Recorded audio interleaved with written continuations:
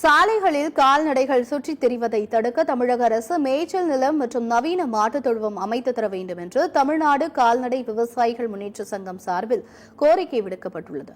சாலையில் மாடுகள் சுற்றித் திரிவதை தடுக்க வேண்டும், மேய்ச்சல் நிலம் உள்ளிட்ட கோரிக்கைகளை வலியுறுத்தி சென்னை வள்ளுவர் கோட்டம் அருகில் கால்நடை விவசாயிகள் முன்னேற்ற சங்கம் சார்பில் கவன ஈர்ப்பு ஆர்ப்பாட்டம் நடைபெற்றது. இதில் கால்நடை விவசாயிகள் 500க்கும் மேற்பட்டோர் கலந்து கொண்டனர்.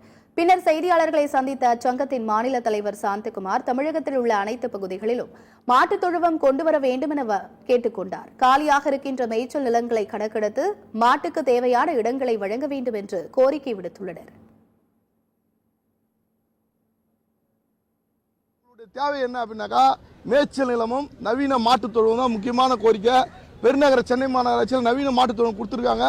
கூடிய விரைவில் பெருநகர சென்னை மாநகராட்சி இந்த மாட்டு தொல்லைகள் இருக்காது. அதே மாதிரி எல்லா பகுதியிலும் மதுரை வளர்ந்த எல்லா பகுதியிலுமே இந்த நவீன மாட்டுத் தொழுவம் கொண்டு வரணும். மேய்ச்சல் நிலம் எங்களுடைய அடிப்படை உரிமை. மேய்ச்சல் நிலத்தை மீட்டு எடுத்து தரணும். அது கடினமான ஒரு விஷயமா இருந்தால் கூட இருக்கிற மேய்ச்சல் நிலங்களையாவது கால்நடைகளை வாழ விடணும்.